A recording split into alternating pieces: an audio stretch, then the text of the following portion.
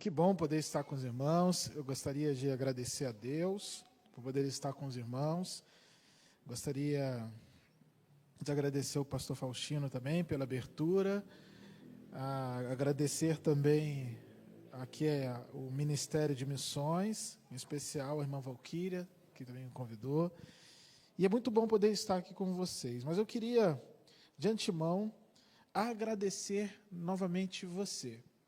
Se um dia você fechou os seus olhos, ou com os olhos abertos mesmo, você um momento orou pelo missionário, hoje, nessa noite, eu vou poder trazer alguns testemunhos aqui e poder dizer que a tua oração chegou até nós. Por quê? Quando você dobra e coloca a sua oração diante do Senhor, orando por missões, orando por qual seja o missionário, Deus ouve a oração, e essa oração chega até onde nós estamos, até o campo que nós estamos. Então, eu agradeço muito, realmente, a oração dos irmãos, e hoje eu vou poder aqui contar e compartilhar com vocês essas respostas, essas orações que chegaram até ali. Então, meu nome é Sérgio, como o pastor anunciou. Estamos no ministério, não sou somente eu, a minha família também é uma família missionária. A minha esposa se chama Andréia, e eu tenho duas filhas. Eu tenho a Sara, de 12 anos, e tenho a Samara, de 9 anos. E juntos nós formamos aí uma família missionária. Hoje, eu queria compartilhar com vocês, aproveitando o tema de missões, até que ele venha. Então, eu queria hoje, com o título desse testemunho, um pouquinho de compartilhar aqui com vocês, eu coloquei o tema o seguinte: levar a esperança até que ele venha. Amém? Então, esse vai ser o nosso desafio dessa noite. E, com certeza, é um desafio levar esperança para as pessoas. Porque as pessoas hoje estão sem esperança, porque estão sem Cristo. É uma consequência. E muitas pessoas banalizaram o nome de Cristo, banalizaram o que é ser cristão, mas nós devemos insistir nesse desafio. É um desafio difícil, mas é um desafio que a gente deve insistir. Eu lembro de um missionário batista bem conhecido, chamado Valdomiro Timichak, e ele dizia o seguinte, que havia um clamor. Aí ele falava, há um clamor na Bielorrússia, há um clamor na Sibéria. E parafraseando com essa frase linda desse missionário, o Brasil também há um clamor. O mundo ainda clama pelo Senhor. Curitiba também clama pelo amor do Senhor. Para que vocês possam me conhecer um pouquinho, do meu chamado, eu tenho 18 anos que eu estou como missionário. Vocês notam um pouquinho o meu sotaque, eu nasci no Rio de Janeiro, mas estou aqui há 18 anos, então às vezes já estou perdendo um pouquinho o sotaque. Muito tempo, eu estive plantando igreja. Minha família plantamos uma igreja no interior do Paraná, numa cidade de 16 mil habitantes chamada Paraíso do Norte. Chegamos lá, tinha uma congregação de 52 anos, e contando com a minha esposa e eu, tinha 7 membros. Então, chegamos naquela cidade, e para a honra e glória de Deus, conseguimos plantar ali uma igreja. E como que foi essa história? Eu também sou professor de educação física, e quando eu cheguei naquela cidade, a gente teve um problema, porque além dos 7 membros, a igreja tinha um problema de família. Então, quando uma família, 7 membros, 5 membros, comigo, quando uma família ia ministrar o culto, a outra família não ia. Quando a outra ia, assim vice-versa. 5 pessoas, gente. Acontece, Aconteceu só lá em Paraíso, nem não acontece em outro lugar, não. E o que aconteceu? Infelizmente, antes da nossa chegada naquela cidade, eu havia passado alguns líderes que não davam bom testemunho. Então, a ideia, o que Deus colocou na nossa cabeça foi o quê? Que a igreja deveria servir a comunidade, para que a comunidade esquecesse aqueles maus testemunhos. Então, com isso, como professor de educação física, eu fui procurar um esporte que ninguém na cidade trabalhava, para não arrumar nenhum conflito. Para quê? Ia realizar o esporte, mas o esporte, como a irmã falou aqui, era uma desculpa, né? E sim uma oportunidade para a gente possa falar do amor de Deus. E lá, logo na esquina da igreja, tinha um colégio com 3.500 alunos. Olha só que lugar bom para começar um trabalho. Cheguei, fiz um projeto e escolhi a modalidade basquete, porque não tinha nenhum professor dando basquete. Eu joguei um basquete um pouquinho no colegial, lá no Rio de Janeiro, mas não tinha treinamento nenhum. Mas comecei e apresentei o projeto para o diretor da escola, que eu queria ensinar o basquete, mas passar valores éticos, né, de ética para eles, e valores espirituais também para os alunos. O diretor deixou, chegou lá, a gente começou, o pessoal gostou, e Deus foi abençoando. Alguns jovens que eram envolvidos com drogas pararam de usar drogas, uns foram para a igreja, outros foram para outras igrejas, porque a gente pensa no reino como missionário, a gente quer ver o céu, a gente quer ver o céu cheio. Uns foram para a igreja, então outros largaram o seu vício. E, meus irmãos, aqui já vai o primeiro testemunho. Os meninos começaram a jogar basquete de uma maneira sobrenatural. Por quê? Eu, como missionário, pastor, eu tenho que dar estudo bíblico, visitar. Eu não tinha tempo para ficar estudando jogada de basquete. Eu só colocava bola, explicava para eles ali. Mas os meninos começaram a jogar basquete de uma maneira muito, muito boa. E com isso fez com que eles começassem a participar de jogos. Meus irmãos, de uma maneira sobrenatural. Paraíso do Norte, uma cidade de 16 mil habitantes.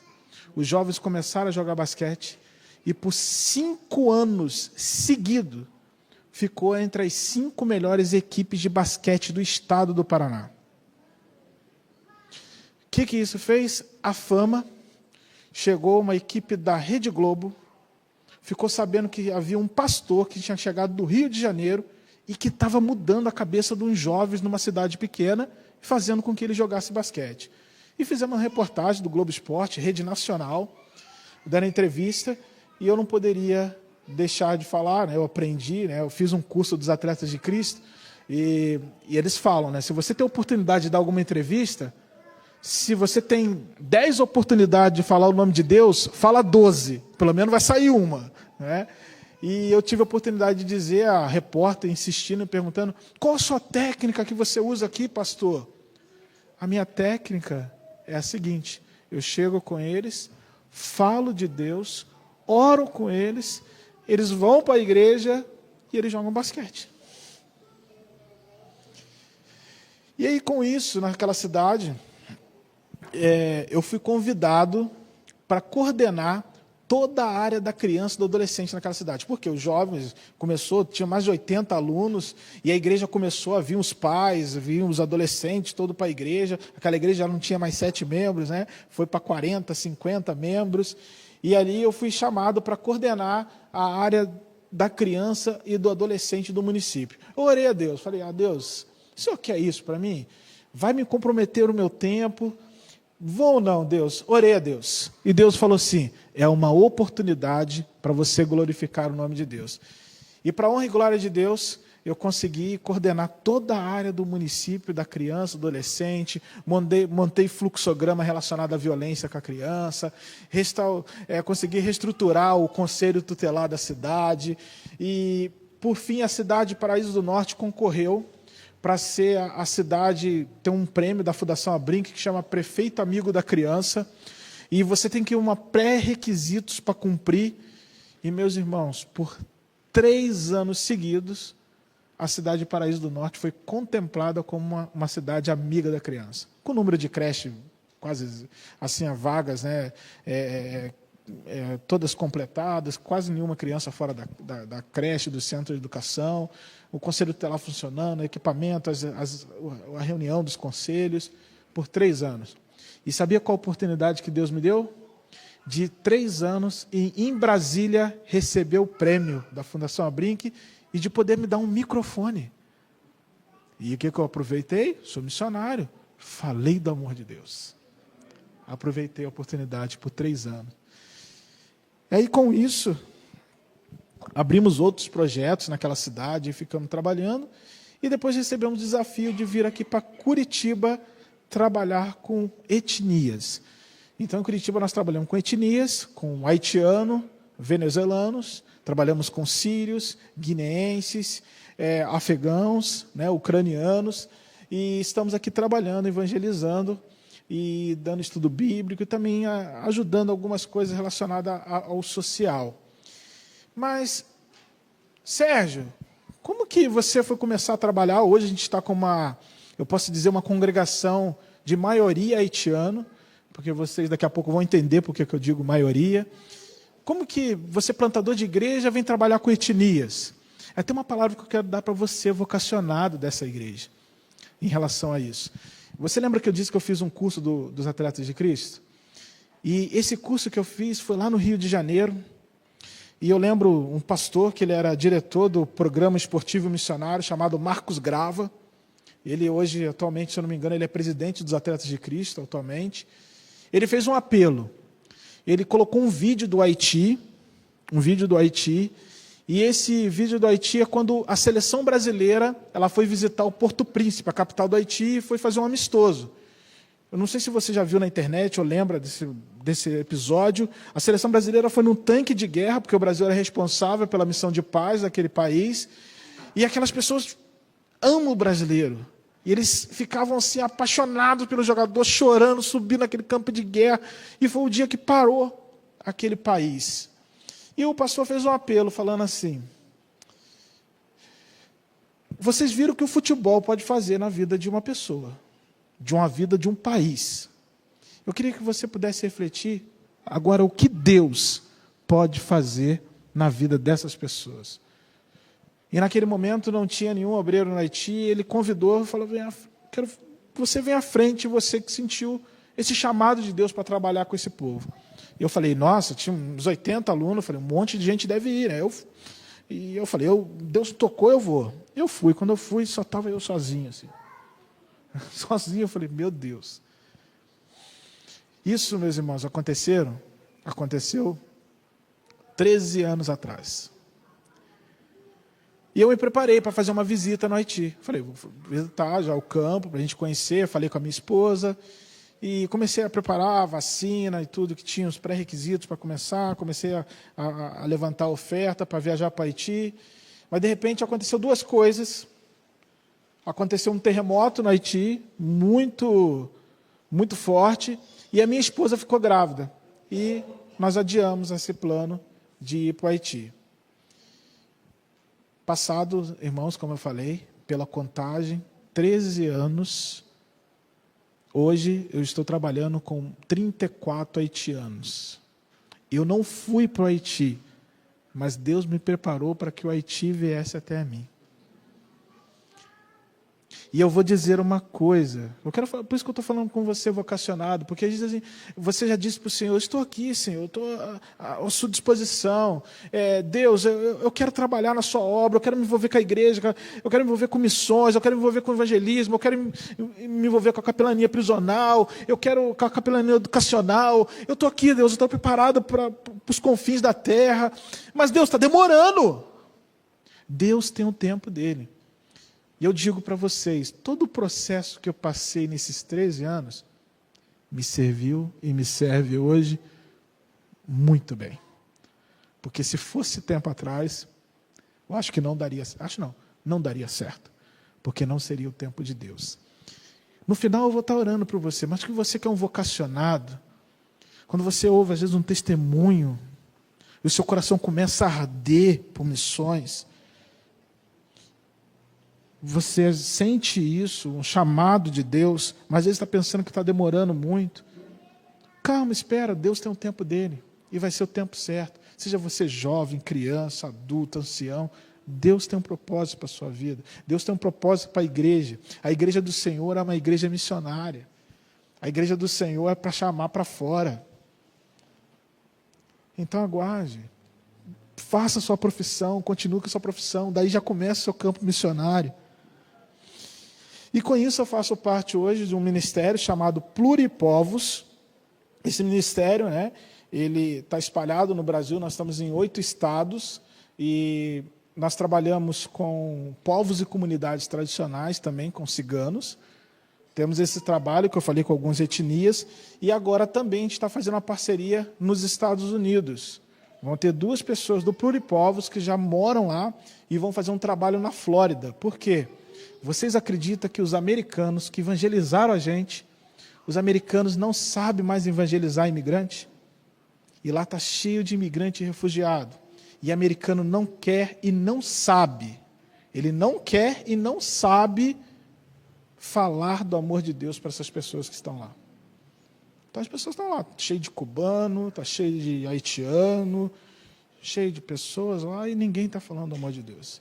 Então a gente está firmando uma parceria com 2 pastores, até o nosso presidente do ministério vai viajar mês que vem para os Estados Unidos para firmar, e vamos começar a dar curso, vamos começar ali a ajudar os americanos para que possam falar do amor de Deus para esse povo, o qual Jesus, Deus, ordenou para que a gente falasse, para os estrangeiros. Eles estão na lista de prioridades nossas, da gente falar do amor de Deus e de acolher. Então a gente está realmente levando essa esperança, tentando levar a esperança para essas pessoas, para as pessoas que estão chegando também no nosso país. Nós estamos vivendo um tempo diferente. Eu lembro quando era criança, eu poderia sair da minha casa falando português e todo mundo ia entender, mas hoje você pode sair da sua casa e você vai ouvir falar pessoas ao seu redor com várias línguas diferentes. Então a gente está vivendo um tempo, né, que eu lembro que na escola a gente só aprendia o verbo to be, né? E era lá, desde o primeiro ano entrou na escola, verbo to be. Acabava o ensino médio lá, verbo to be. Mas hoje ele não é o suficiente, porque nós temos aí, igual temos pessoas que falam francês, temos pessoas que estão falando espanhol, tem pessoas que estão falando o crioulo haitiano, né, que é um pouquinho aí diferente do francês. Então as pessoas estão falando línguas diferentes. Então a gente está vivendo um momento diferente no nosso país, um momento diferente no nosso estado e um momento diferente na nossa cidade. E aqui em Curitiba nós temos alguns desafios. Por exemplo, a Gazeta do Povo, o jornal, ele colocou semana passada que Curitiba é a cidade que mais recebe imigrante venezuelano no Brasil. Mas aí essa reportagem ela trouxe um reflexo diferente um pouco para a gente pensar do Paraná. Porque ao mesmo tempo que ela fala que Curitiba é a cidade que mais recebe imigrante venezuelano, não é a cidade que possui maior número de imigrantes. Não é o estado que possui o maior número de imigrantes. O maior estado que possui é Santa Catarina. E nessa mesma pesquisa da Gazeta, foi perguntado por que isso acontece. Espera aí, se a cidade do estado do Paraná recebe o maior número de imigrantes venezuelanos, por que eles não ficam aqui? E acharam 2 razões. Primeira, foi em relação a emprego, porque acaba não suprindo muito a necessidade do emprego aqui no Paraná. Acontece isso muito com venezuelano, haitiano, outras nacionalidades que estão aqui. Às vezes acaba acontecendo subemprego. As pessoas dão um emprego assim e às vezes abusam do emprego. Por exemplo, eu já recebi casos que a gente teve que ajudar, por exemplo, uma haitiana que o brasileiro lá trabalhava 8 horas por dia, recebia R$1.000. E ela trabalhava 12 horas por dia, 4 horas a mais e recebia metade do salário. R$500. E nós fomos perguntar para o patrão dela, por que acontece isso? Ah, não, é que eu errei. Errar 3 meses seguidos? Nossa, né? A empresa era para falir, né? Para errar a matemática desse jeito. Então acaba acontecendo e isso acaba afastando o imigrante, acaba afastando o refugiado. E o segundo motivo que a reportagem falava, porque muito imigrante não fica aqui no Paraná, sabe o que era? Acolhimento. Acolhimento. Então Santa Catarina acolhe melhor do que o estado do Paraná. Se você hoje andar no centro de Curitiba, você vai ouvir muitas línguas de vários continentes da África. Nossa, tem muitos imigrantes africanos aqui, gente. Muito. Uma vez eu tive a oportunidade de ver um campeonato que eles têm aqui de imigrante e refugiado. E tinha lá uns 8 países da África aqui. Então a gente pode ouvir alguns dos países da América Central, da Ásia e de outros continentes. Mas o que a Igreja Batista do Boa Vista pode fazer em relação a isso? É isso que nós vamos ver juntos aqui. Porque vale muito a pena nós lembrarmos que a existência da igreja é o quê? É para quê? É para levar Cristo até os confins da terra. E quem que é a igreja? Sabia quem é a igreja? Você tem que falar, eu. Porque quando eu falo igreja, nós, quem é nós? Nós é nós. Então quem é a igreja? Eu. Ah, não, tem pouca igreja aqui. Mas quem que é a igreja? Eu. Eu sou a igreja. Então eu tenho que levar Cristo até os confins da terra. Mas eu fiquei muito feliz que essa igreja já realizou um culto em espanhol, está tendo aula de português para as pessoas estrangeiras. Nossa, muito bom. Isso faz parte, isso é uma bênção. Projeto social me deixa com o coração pulsando, porque isso faz parte do acolhimento. Então vocês estão lutando contra essa reportagem da Gazeta aí, essa estatística, que estão saindo daqui por falta de acolhimento. Mas eu dou uma palavra de incentivo. Continue orando e investindo na obra missionária. Que Deus com certeza vai continuar abençoando essa igreja, que a igreja é você, amém? Então eu gostaria de trazer um texto para a gente refletir. Esse texto fica lá em Lucas 9, e o versículo 60. Lucas 9, versículo 60. Ele é bem curtinho, mas ele hoje serve muito para a nossa reflexão de levar a esperança até que Ele venha. Então diz assim, Lucas capítulo 9, versículo 60 diz: deixem que os mortos sepultem os seus próprios mortos, mas você, porém, vá e proclame o reino de Deus. Novamente, deixem que os mortos sepultem os seus próprios mortos. Você, porém, vá e proclame o reino de Deus. Vamos orar? Deus, estamos aqui mais uma vez reunidos, Deus, para te louvar, engrandecer o teu nome. Cantamos louvor a ti, ouvimos testemunhos, ouvimos a leitura da tua palavra. E Espírito Santo de Deus, pedimos para que em nome de Jesus o Senhor continue tocando em nossos corações. E que possamos, em nome de Jesus, sair hoje daqui diferente da forma que chegamos. Possamos sair com nossos corações aquecidos, com nossos corações, ó Deus, realmente voltado para fazer a tua vontade em primeiro lugar. Louvado seja o Senhor, oramos assim em nome de Jesus. Amém. Meus queridos e minhas queridas, meus irmãos, esse texto é um texto fantástico, pois Jesus aqui, ele estava fazendo um convite para que uma pessoa ela pudesse ser seguidora dele. E dentro desse convite, Jesus fez para um homem. E esse homem falou que ele não iria seguir Jesus naquele momento, porque tinha acabado ali de falecer o pai dele, um ente querido dele. E Jesus, 100% homem, 100% Deus, onisciente, sabendo de todas as coisas, ele percebeu que aquilo era uma desculpa. Uma desculpa. Por isso ele chegou e citou o texto acima. Porque Jesus conhece o nosso coração. Ele sabe o que está acontecendo aqui dentro. Mas o que isso tem a ver com a nossa igreja? O que tem a ver hoje com o culto missionário? Tudo. Então a primeira reflexão que nós podemos ver é logo no início desse versículo. Quando diz assim, deixem que os mortos sepultem os seus próprios mortos. E aí vem uma pergunta para a gente refletir diante desse texto. Qual tem sido a sua prioridade? Você já se perguntou, qual que é a minha prioridade aqui na terra? Essa é uma pergunta crucial na nossa vida, pois ela mostra o que? A nossa prioridade, por que a gente está vivendo. Será que sua prioridade é uma pessoa querida? Será que é uma pessoa? Será que é um objeto? O que será? Mas eu digo para você, nada ou ninguém pode ficar entre você e Deus.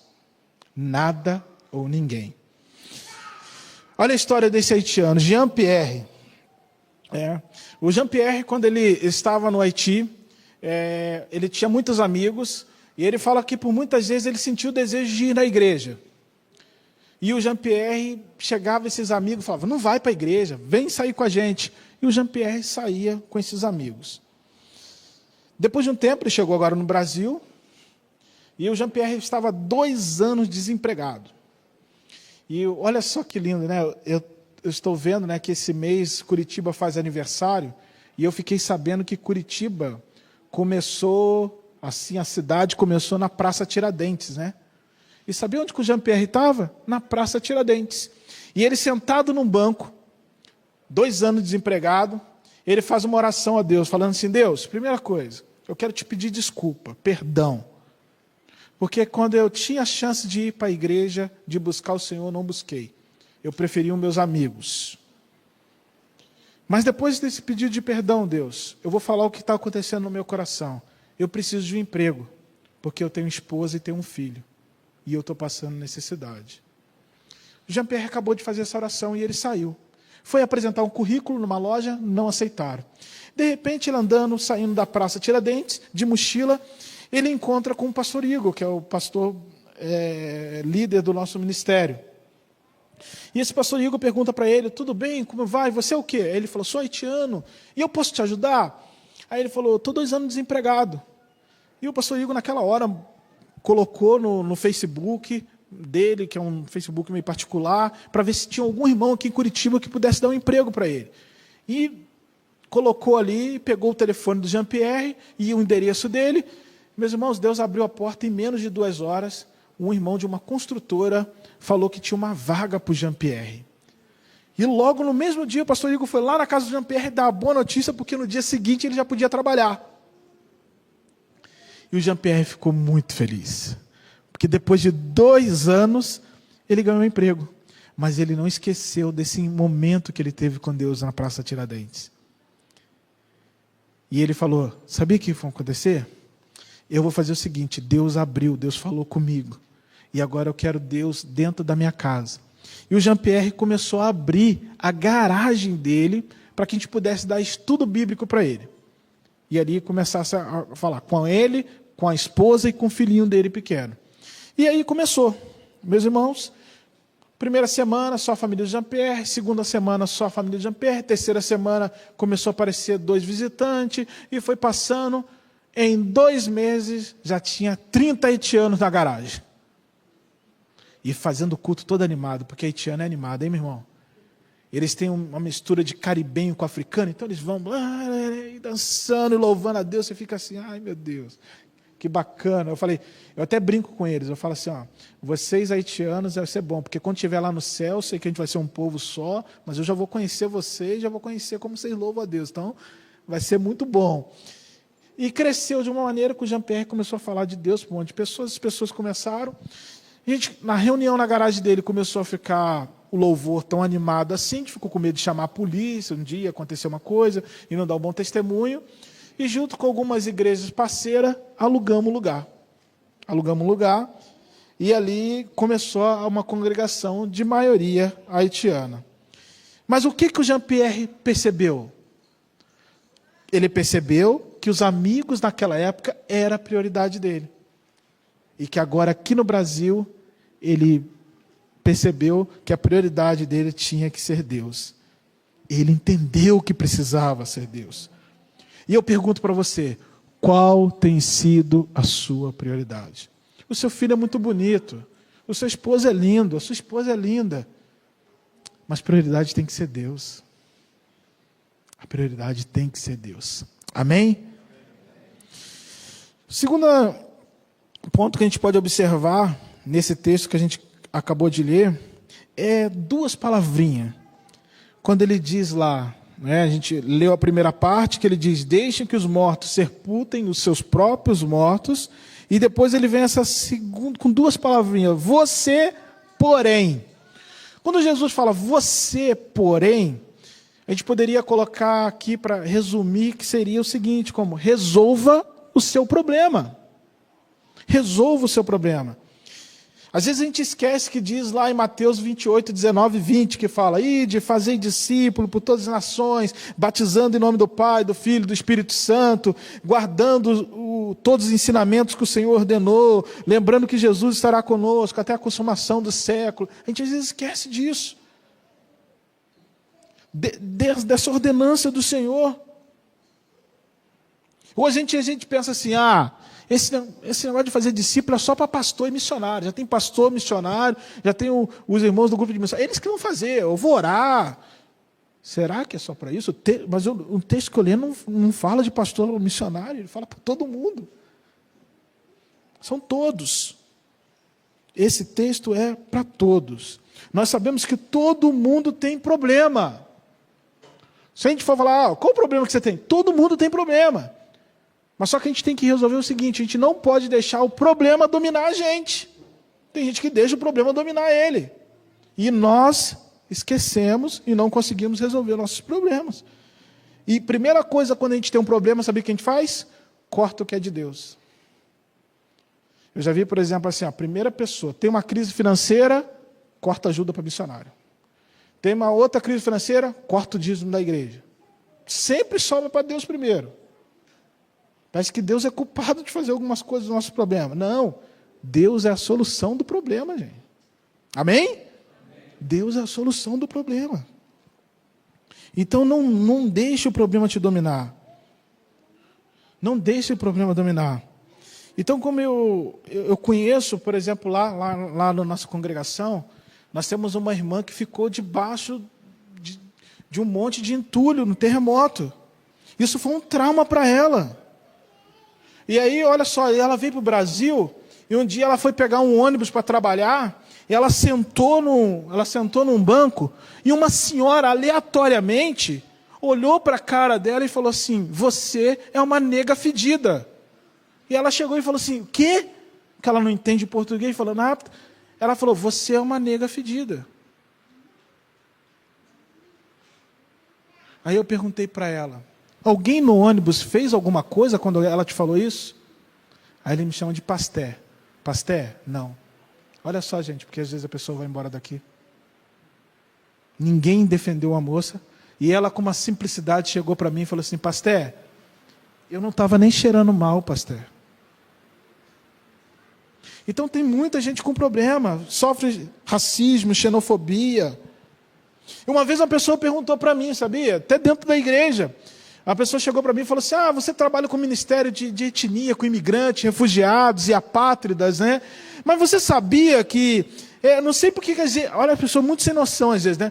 Não sei por que às vezes a pessoa trabalha com pessoas de fora, porque aqui no Brasil a gente tem tanta gente precisando e fica dando privilégio para as pessoas que vêm de fora. Aí eu, com muita sabedoria, Espírito Santo nos dominando, né? Porque a vontade do ser humano é pegar no pescoço e falar, que isso você está falando, né? Mas Deus, Espírito Santo, a paz, que excede todo entendimento, e chega e fala assim, a gente não está dando prioridade. Nós estamos agindo com equidade. O que é equidade? Trazer para a igualdade. Aquela pessoa que está abaixo daquelas outras pessoas que estão passando necessidade. E eu falei assim, eu sou privilegiado de poder ajudar essas pessoas. E aí eu fui mais fundo, né? Porque a gente vai empolgando, né? Aí eu falei assim, você sabia que muitos imigrantes, muitos refugiados não queriam estar aqui? Aí eu lembro até do exemplo da irmã Natália. Tem uma irmã Natália que é ucraniana, ela morava em Kiev, ela era administradora de imóveis. O prédio dela foi bombardeado. Aí ela foi para Prudentópolis. Ela nunca tinha ouvido falar no Brasil, nunca tinha pensado em vir para o Brasil. Largou tudo, seu prédio, a sua casa, a sua empresa, e está aqui.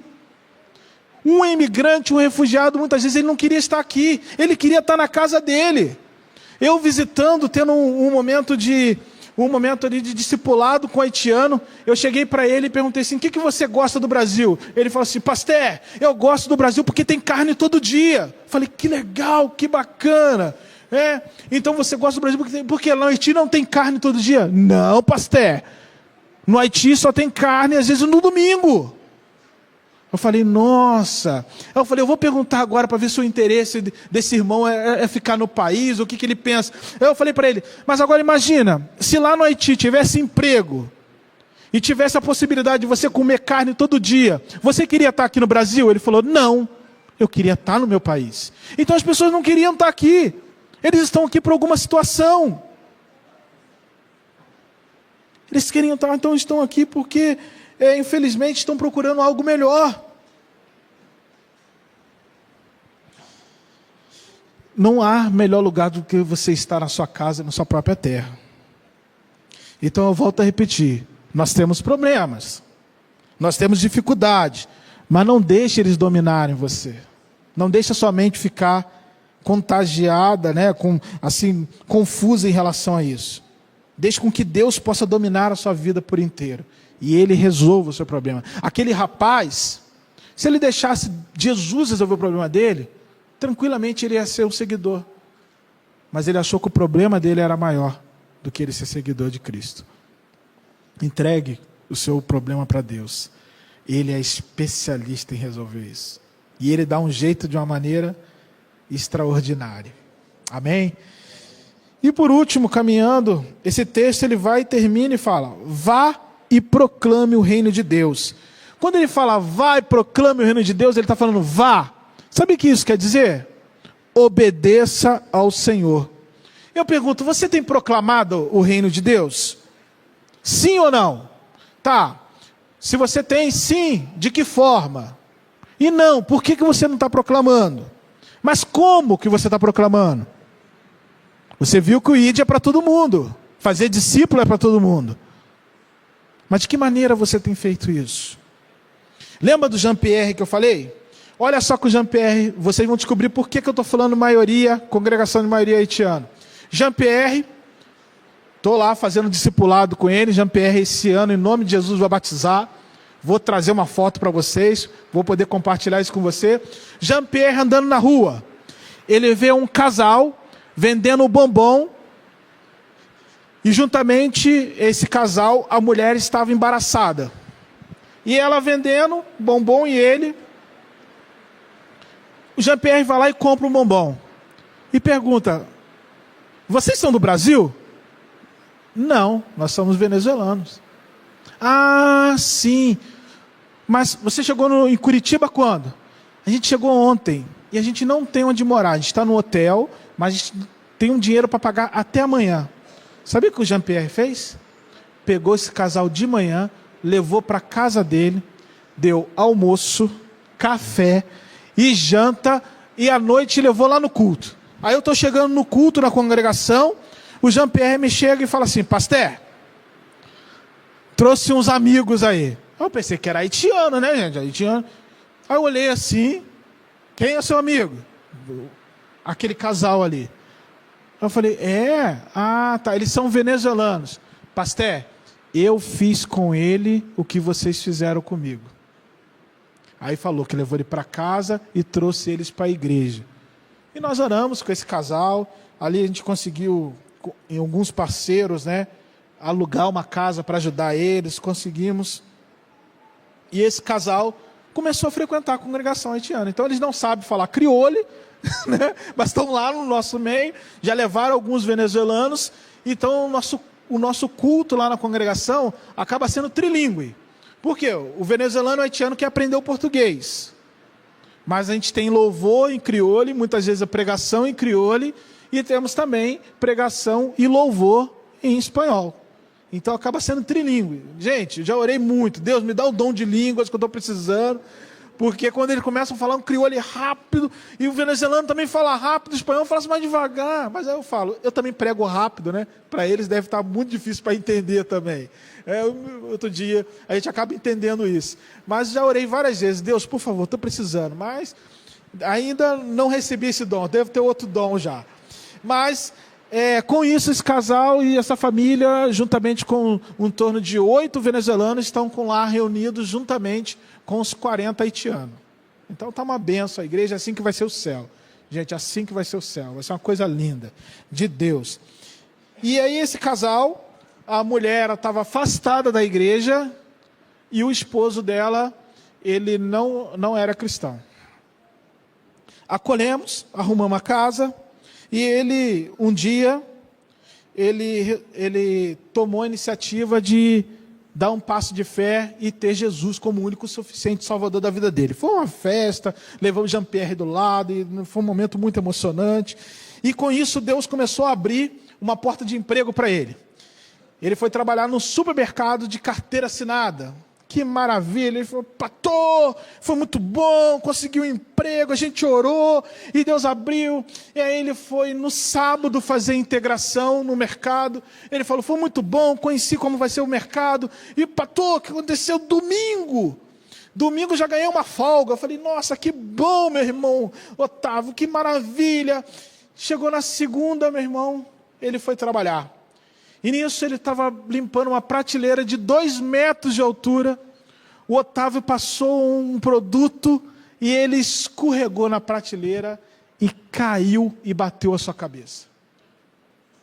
Eu estou na minha casa e eu recebo um telefonema da esposa dele, falando, pastor, veio 2 homens aqui dizendo que era do trabalho do meu esposo, falaram que eu não posso ir no hospital e que ele caiu.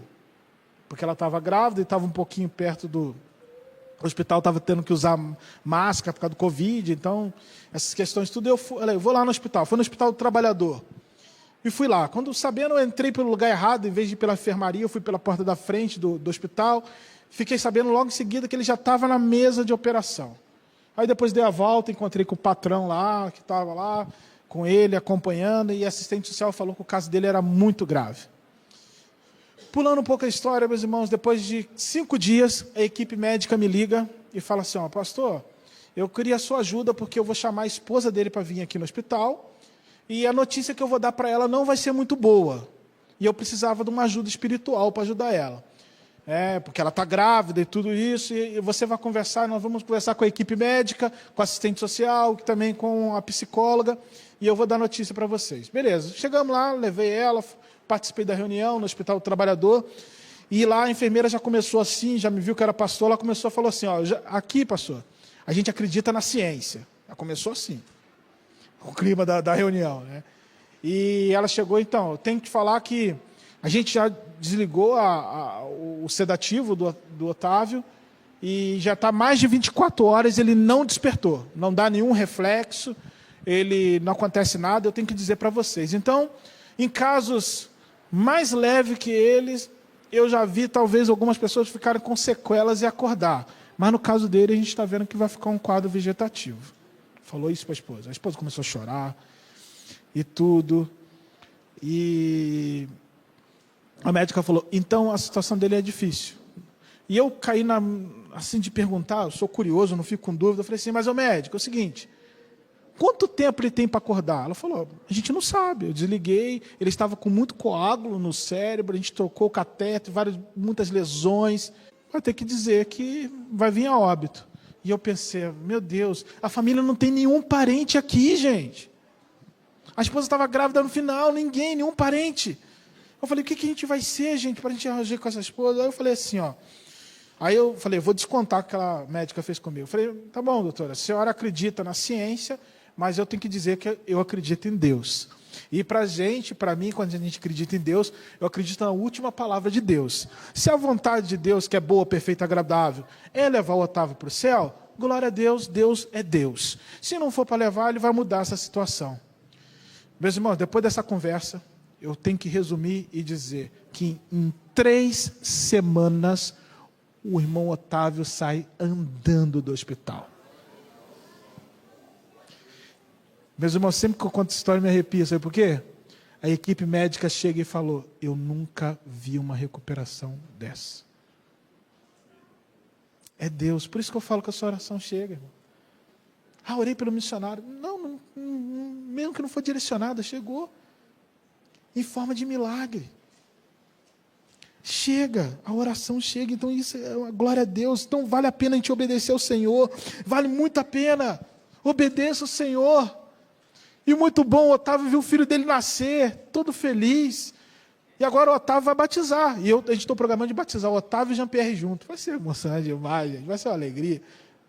Que alegria. Que alegria de ver isso. Eu sempre brinco, falei assim, Otávio, se você tinha uma dúvida que Deus existe, você é um milagre, cara. Você é aquela pessoa que tirou qualquer dúvida. Ele é verdade. É verdade. Então você que é médico, engenheiro, professor, estudante, obedeça a Deus, compartilhe o amor de Deus, compartilhe o amor de Jesus.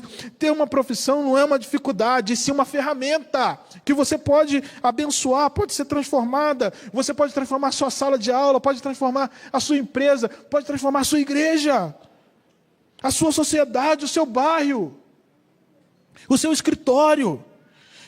Eu gosto muito do pai das missões modernas, né, William Carey, que ele influenciou uma sociedade, o homem que saiu da Inglaterra como sapateiro, deixou um legado. Isso foi em 1793.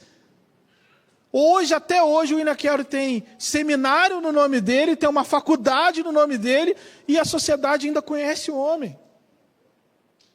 Porque de um sapateiro ele ajudou numa botânica, ajudou na economia, ajudou defendendo as mulheres. Gente, nós podemos obedecer ao Senhor. O Senhor tem um plano para vocês, o Senhor tem um plano para nós. O Senhor tem um plano, então temos que proclamar o reino de Deus. Somente assim a misericórdia de Deus vai poder nos chegar até nós. Então se esforce para mudar a sua vida, obedecer a Deus, aquilo que Ele tem pedido para você.